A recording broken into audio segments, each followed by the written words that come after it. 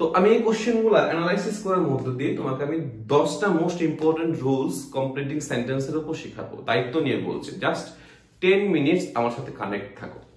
আচ্ছা, first example, the old man is very weak. এটা হচ্ছে ময়মনসিংহ বোর্ড 2023 এই কোশ্চেনটা এসেছিল। হি ওয়াক্স ভেরি স্লোলি লেস্ট। আচ্ছা, এটা আমি কিভাবে ফিল আপ করবো? এই লেস্ট মানে হচ্ছে ভয় হয় যে, অর্থাৎ কোন একটা কাজ তুমি করবা, মানে এর পিছনে ভয়টা কি আসলে। আচ্ছা, লেস্ট কিন্তু নেগেটিভ অর্থ প্রকাশ করবে, তাই সে খুব ধীরে ধীরে হাঁটে, মানে এই ভয়ে যে।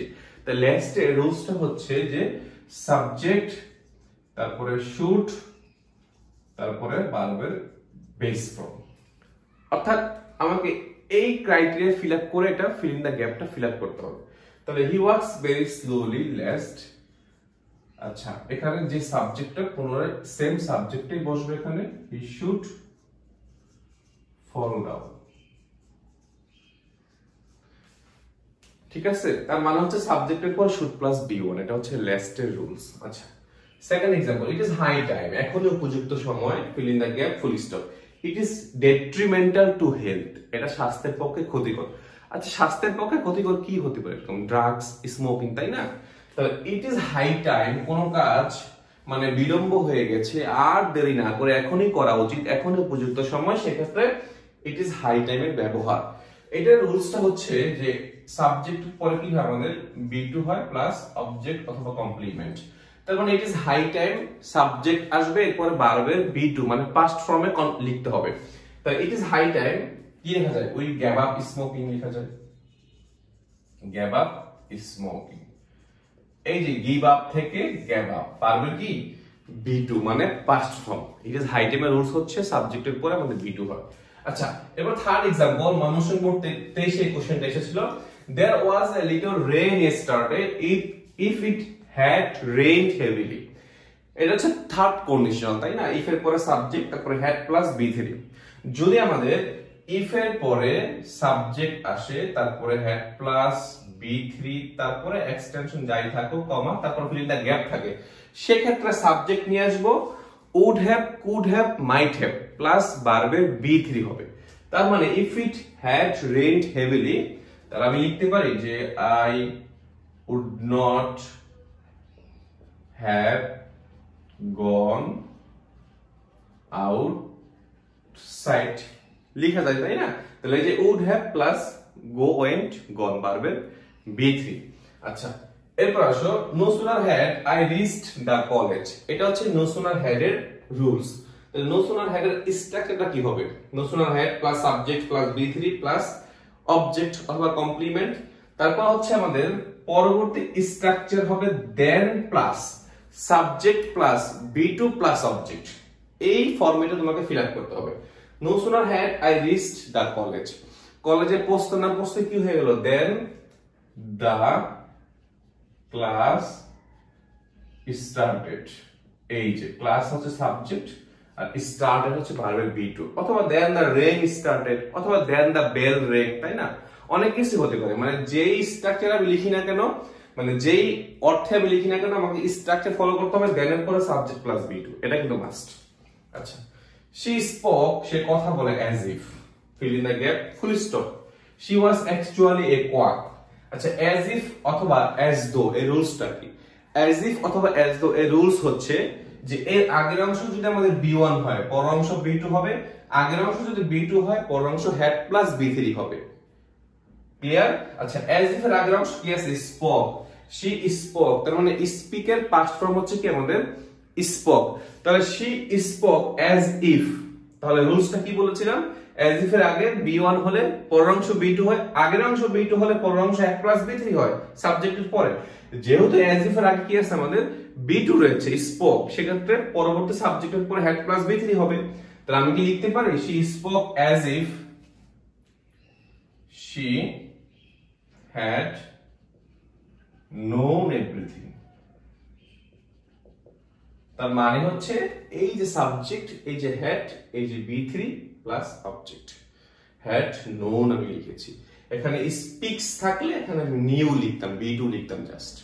ক্লিয়ার? আচ্ছা, ইট is a long time since, since এর অর্থ যখন কারণ বুঝাবে না, যেহেতু বুঝাবে না, তখন সিন্স যখন কোনো সময়ের কথা মেনশন থাকবে, সেক্ষেত্রে আমাদের সিন্স এর রুলসটা যা হবে অ্যাজ ইফ অথবা অ্যাজ ইউ রুলস যাই হলো তাই। তার মানে হচ্ছে সিন্স এর আগের অংশ যদি আমাদের B1 হয়, পরের অংশ B2 হবে, আগের অংশ যদি আমাদের B2 হয়, পরের অংশ হ্যাড প্লাস B3 হবে, একবারে সেম অ্যাজ ইফ অথবা অ্যাজ দোর মতো। It is a long time since we meet last, MET। যেহেতু আমাদের এই যে B1 আছে, ঠিক আছে, B বার বারের বেস ফ্রম B1, সেক্ষেত্রে আমাদের কি হবে, সাবজেক্টের পরে B2 হবে। এখানে যদি ইজ না থেকে ওয়াজ থাকতো, এখানে কিন্তু অ্যানসারটা হতো কি, হ্যাড মিট হতো, কারণ B2 থাকলে আগের অংশ পরের অংশ হ্যাড প্লাস B3 হবে, অনেকটা অ্যাজ ইফ অ্যাজ দোর মতো। ওড ইউ মাইন্ড, আমাদের fill in the gap, question mark, I am very thirsty. Would you mind মানে কি, আমরা যখন কাউকে পোলাইটলি কোনো কিছু রিকোয়েস্ট করি, তাই না, মডেস্ট প্রপোজাল দেই, তখন কিন্তু ওড ইউ মাইন্ড ব্যবহার করি, যে would you mind closing the door, would you mind opening the window, যদি আপনি মনে না করেন having a cup of tea, হ্যাঁ, এরকম আর কি। যাই হোক, ওড ইউ মাইন্ড এর রুলসটা হচ্ছে ঠিক এর পরে যে ভার্বটা আসবে না, ওইটা ভার্ব প্লাস আইএনজি হবে। ঠিক ওড ইউ মাইন্ড এর পরে যে ভার্বটা চলে আসে, verb plus ING plus extra কোনো কিছু দিয়ে তোমাকে ফিলিংটা গ্যাপটা কমপ্লিট করতে হবে। আই এম ভেরি থার্স্টি, এখানে একটা অপশন পুরো দিয়ে দিয়েছে যে আমি খুবই তৃষ্ণার্ত। তাহলে সে কি বলতে পারে, ওড ইউ মাইন্ড তৃষ্ণার্ত বলে পানির জন্য রিকোয়েস্ট করতে পারে, তাই না?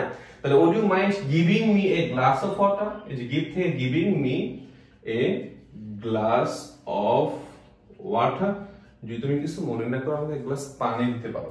We take physical exercise so that, এই যে সো দ্যাট এর রুলসটা কি, সো দ্যাট এর আগের অংশ সাবজেক্টের পরে যদি ভার্বের বেস ফর্ম থাকে B1 থাকে, পরের অংশ কি হবে, সাবজেক্টের পরে ক্যান প্লাস B1 মাথায় রাখতে হবে। যদি আগের অংশ B2 হতো তাহলে কুড প্লাস B1 হতো। তাহলে উই টেক ফিজিক্যাল এক্সারসাইজ, আমরা শারীরিক ব্যায়াম করি, সো দ্যাট যাতে করে we can keep our body fit, we can keep our body fit. এই যে can plus B1, can keep, can plus B1। আচ্ছা, he is dull headed, the poem is too difficult. আচ্ছা, এটা হচ্ছে আমাদের কিসের রুলস, টু, তাই না? টু থাকবে, এরপর একটা অ্যাডজেক্টিভ থাকবে অথবা অ্যাডভার্ব থাকবে, তারপরে তুমি 2 প্লাস B1 দিয়ে শেষ করে দিতে হবে। এবার 2 প্লাস ভার্বের বেস ফ্রম, আমি ভার্ব 1 কোনটা দিব এটা দিতে হবে, অর্থের সাথে মিল রেখে ভার্ব 1 দিয়ে প্লাস এক্সট্রা ওয়ার্ড অথবা ওয়ার্ডস দিয়ে তোমাকে শেষ করে ফেলতে হবে।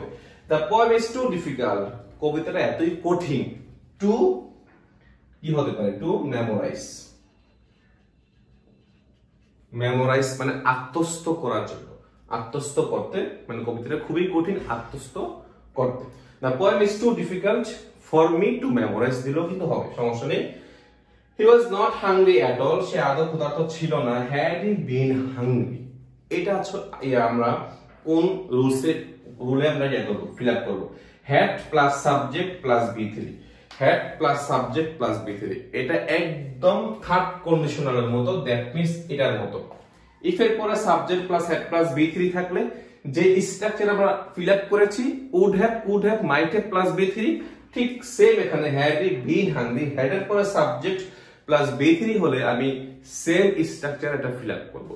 তাহলে কি হতে পারে, হ্যাড হি বিন হাংরি, তাহলে যদি সে ক্ষুধার্ত থাকতো তাহলে হি would have eaten something, would have eaten, এই যে would have তারপর ভার্বের B3।